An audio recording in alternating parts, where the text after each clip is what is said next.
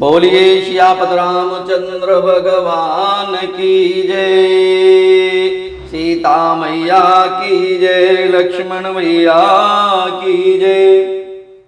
आपका स्वागत है हमारे चैनल मंगल का ज्ञान दर्पण में। साथियों, रोजाना की तरह आज भी हम आपके लिए एक नई कथा लेकर के आए हैं और मैं आशा करता हूं ये कथा आपको जरूर पसंद आएगी।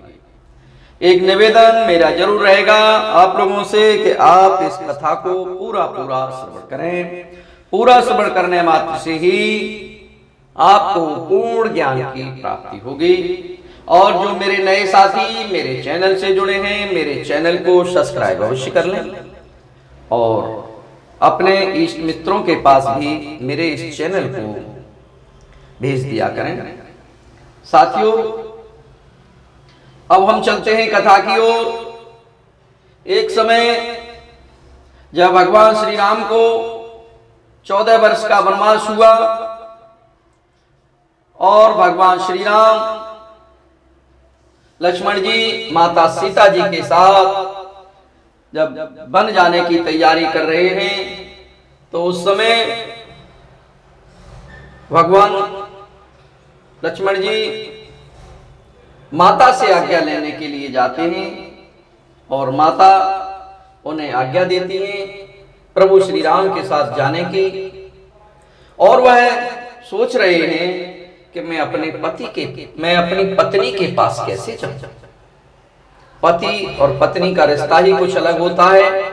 इसलिए लक्ष्मण जी उर्मिला जी के कक्ष की ओर जब जा रहे हैं और वे सोच रहे हैं मैं कैसे जाऊं और क्या कहूं उनसे, उसी समय उनकी दृष्टि अपने कक्ष के दरवाजे की ओर पड़ती है। तो उर्मिला जी लक्ष्मण जी की पत्नी आरती का थाल लेकर के उनके स्वागत के लिए खड़ी हुई। और जैसे ही लक्ष्मण जी ने उर्मिला जी को देखा तो वो दंग रह गए और उनके सारे संशय उर्मिला जी ने खत्म कर दिए। उनकी आरती उतारी और उनसे कहा, प्रभु आप भगवान के साथ, प्रभु के साथ आप जा रहे हैं, आप जाइए, आप चिंता मत करना, मेरी चिंता मत करना, मैं तो यहां बिल्कुल ठीक हूं और ठीक प्रकार से ही रहूंगी। और मैं एक निवेदन आपसे जरूर करती हूं कि मैं एक दीपक जला रही हूं प्रभु आपके लिए, और आप इस दीपक की लाज रखना और इसे कभी बुझने मत देना। जब तक आप आएंगे नहीं तब तक इस दीपक को मैं बुझने नहीं दूंगी। प्रभु आप इस दीपक की लाज जरूर रखना। साथियों, इतना कहने के बाद और लक्ष्मण जी को विदा करती हैं और वे कहती हैं उर्मिला जी प्रणाम, आप इसकी दीपक की ओर ध्यान जरूर रखना। इस दीपक को मैं तब तक जलाती रहूंगी प्रभु जब तक आप लौट करके नहीं आएंगे। और वो ये शब्द बार बार लक्ष्मण जी से कहती हैं। और साथियों, 14 वर्ष तक उर्मिला जी ने कठोर तप किया और उस दीपक को बुझने नहीं दिया, उसकी सेवा में ही लगी रही और दीपक की लौ हमेशा जलती ही रही। उधर साथियों क्या होता है, लक्ष्मण जी वहां 14 वर्ष तक अपने भैया और भाभी की सेवा में दिन रात लगे रहते हैं और वह 1 मिनट के लिए भी नहीं सोते हैं। उधर साथियों माता सीता जी को रावण चुरा करके ले जाता है और सीता जी को मुक्त करने के लिए राम रावण युद्ध होता है। उसमें लक्ष्मण जी को मेघनाथ ने शक्ति मारकर मूर्छित कर दे दिया। और जब लक्ष्मण जी मूर्छित हो जाते हैं तब साथियों हनुमान जी संजीवनी बूटी लेने के लिए जब उस पहाड़ को ही उठा करके लेकर के जा रहे हैं तो रास्ते में उन्हें अयोध्या मिली। और अयोध्या के ऊपर से जैसे ही वे निकले वैसे ही भरत जी ने देखा, ओहो ये तो कोई राक्षस है जो किसी पहाड़ को उठा के ले जा रहा है। और देखने के बाद ही भरत जी ने उन पर बाण चला दिया और बाण हनुमान जी के लगा और हनुमान जी नीचे आकर के अचेत हो गए। साथियों, हनुमान जी पृथ्वी पर गिर गए और कुछ समय बाद जब हनुमान जी को होश आया तो उन्होंने भैया भरत जी को सारी कहानी बताई। उन्होंने कहा कि मैं प्रभु श्री राम का सेवक हूं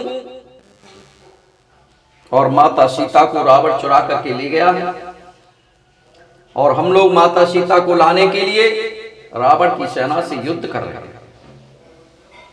और रावण के पुत्र ने मेघनाथ ने लक्ष्मण जी के ऊपर भी घाती शक्ति का प्रयोग किया है। इसलिए लक्ष्मण जी के प्राण संकट में हैं। और यह बात माता कौशल्या ने सुनी तो उन्होंने कहा, हे हनुमान, राम से जाकर के कह देना कि बिना लक्ष्मण के अयोध्या में पैर भी न रखें, वन में ही रहें। साथियों, और यह जब बात उनकी दूसरी माता सुमित्रा ने सुनी तो उन माता ने कहा, हनुमान जी कोई बात नहीं, मेरे पुत्र राम से जाकर के कहना कि अभी मेरा दूसरा बेटा मेरे पास है, उसे भी मैं वन में भेज दूंगी, क्योंकि मेरे दोनों बेटे का जन्म राम की सेवा करने के लिए ही हुआ है। हनुमान जी राम की माताओं का स्नेह और प्रेम देखकर रो रहे थे और उनके आंसू रुक ही नहीं रहे थे। परंतु जब हनुमान जी ने लक्ष्मण की पत्नी उर्मिला जी को देखा तो वह शांत और प्रसन्न चित्त खड़ी हुई। क्या इन्हें अपने पति लक्ष्मण जी का की कोई चिंता ही नहीं है? फिर हनुमान जी ने उर्मिला जी से कहा कि तुम्हारे पति के प्राण संकट में हैं और सूर्य उदय होने से पहले अयोध्या का दीपक बुझ जाएगा और तुम्हें उनकी कोई चिंता ही नहीं है। आप तो एकदम प्रसन्न चित्त खड़ी हैं। हनुमान, मुझे किस बात की चिंता है? लक्ष्मण जी की पत्नी कहने लगी, मुझे किस बात की चिंता है, किस बात का संकट है? मेरा दीपक जल रहा है और अभी तक बुझा नहीं है और इसको बुझने भी नहीं दूंगी। और रही सूर्य की बात, तो कुछ दिन तक आप यहां अयोध्या में ही आराम कर लीजिए, विश्राम कर लीजिए। तुम जब तक अयोध्या में आराम करोगे और वहां जब तक वापस नहीं जाओगे प्रभु श्री राम के पास, तब तक सूर्य उदय नहीं होगा। जब तक तुम वहां वापस नहीं पहुंचते, क्योंकि तुमने कहा था कि मैं सूर्य उदय होने से पहले वापस आ जाऊंगा, इसलिए सूर्य तुम्हारा इंतजार करेगा। सूर्य की क्या दम है कि तुम्हारे जाने से पहले भी उग जाए। और मेरे पति भगवान विष्णु की बात कर रहे हैं। मेरे पति भगवान विष्णु हरि या राम जी की गोद में लेटे हैं।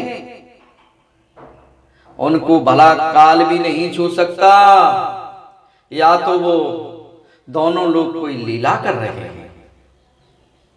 मेरे पति ने न सोने का निर्णय लिया था और कहा था कि मैं 1 मिनट के लिए भी सोऊंगा नहीं और मैं अपने भैया और भाभी की सेवा में लगा रहूंगा। क्या हो सकता है कि वे उन्हें नींद आ गई हो और कुछ समय के लिए सो रहे हो? क्यों कि सोते सोते उन्हें ये अच्छा लग रहा हो कि मैं प्रभु श्री राम जी की गोद में सो रहा हूं और इतने समय के बाद मुझे प्रभु की गोद मिल गई है।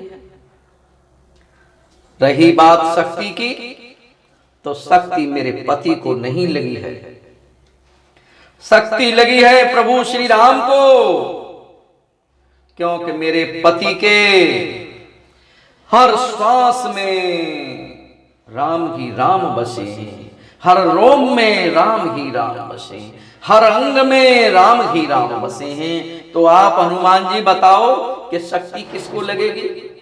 शक्ति प्रभु श्री राम के लगी है या मेरे पति के लगी है? और सूर्य में इतनी दम नहीं कि तुम्हारे जाने से पहले मेरे पति के उठने से पहले हो जाए। क्यों? क्योंकि अयोध्या में बैठी तपस्विनी, उसके सामने भरा लक्ष्मण जी के का बाल बांका भी नहीं हो सकता, क्योंकि वो उस दीपक को बुझने ही नहीं दे रही।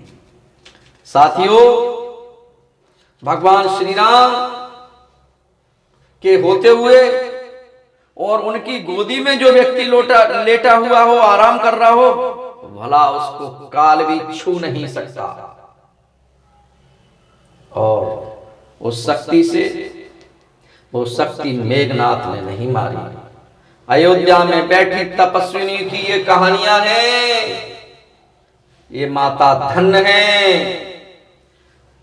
राजा जनक की पुत्रियां, कभी सीता, कभी उर्मिला, कभी दूसरी बेटियां, इन्होंने तो उन सभी बेटियों के व्यवहार से ही राम राज्य स्थापित हुआ। साथियों,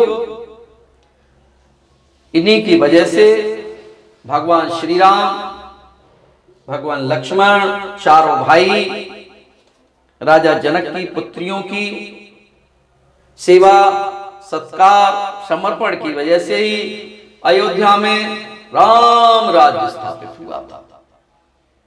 बोलिए सियापत रामचंद्र भगवान की जय। जय जय श्री राधे।